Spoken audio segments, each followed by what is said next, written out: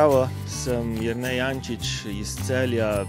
Moje dnevne vožnje so dejansko omejene na mesto oziroma mogoče malo pri mesta.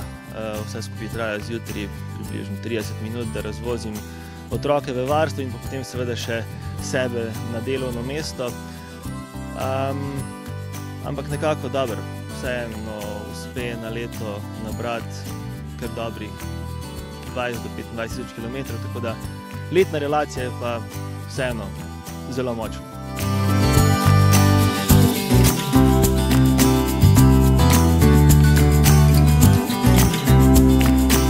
Alternativa bi bila bicikl, če ne bi bilo tudi pretašče enega hriba na koncu. Paziš, da v avto navoziš recimo odvečne krame ali pa da imaš, ne vem, nosilce za smuči ali pa nekaj takega. Pazim, da nimam nosilcev za smuči ali pa strešen kovčka glih na avto, to ga devam gor pa dol. Kar se pa tiče odvečne krame, je pa pri dveh otrocih težko paziti, da nimaš noter ob vseh kolesih, skirojih, rezervnih oblačilih in takih zadevah, tako da tle pa zdaj, bom rekel, dilema, kaj je za koga odvečna krama, ne? Pri mestni vožnji ni večjih ugibanj. Najcenejša in najbolj okolju prijazna bo takrat, ko bo avto ostal doma. Ker žal prepogosto tudi v mestu ne gre brez avta, pa velja pri teh vožnjah upoštevati predvsem to, da avto največ porabi pri zagonu in v prvih kilometrih. Sicer pa naj bo tudi vožnja v mestu kar se da tekoča, s čim manj nepotrebnih zaviranj in pospeševanj. Evo, tukaj se prav lepo išlo z malo počakanj. Zdaj bi bilo škoda pospeševati pa zmanjševati, ker je boljš, če do vse te ležeče policaje greš z eno hitrostjo, zdaj, to je bila tretja, ne? Ja. Ja, okej, pa zdaj kar malo pospeš, takole, pa daš v tretjo pa smo, ne? Zdaj lahko daš v četrto. Zdaj lahko tudi spustiš gas, ne? Ker bo tukaj, evo, zdaj, če rabiš zavirati, bi mogoče bilo boljš, če daš eno prestavo nižje, ne?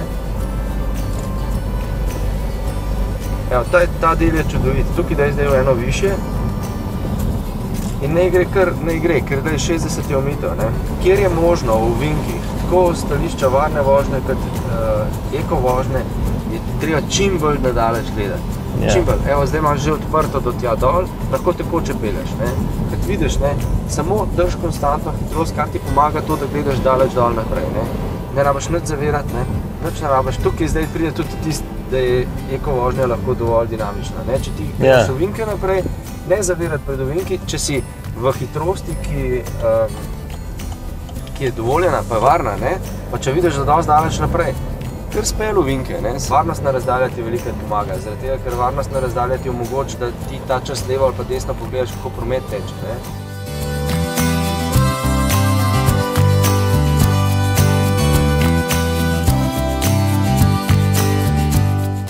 Kje misliš, da je prišlo do tega litra manj?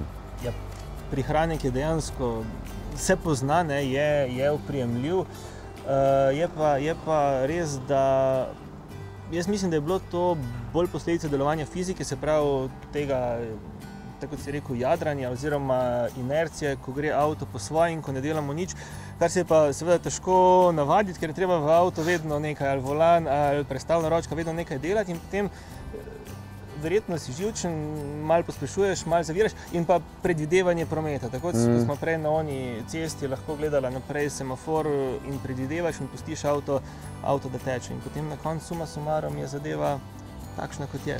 Vožnja se mi ni zdela počasna, zdela se mi je dosti bolj tekoča, ne.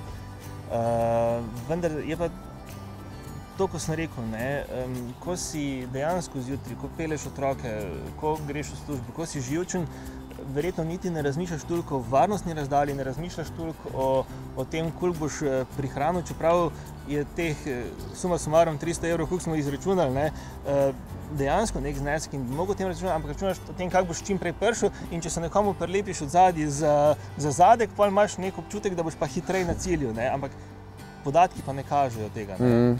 Je pa vožnja s prometom dosti bolj tekoča in dosti bolj sproščujoča, ne.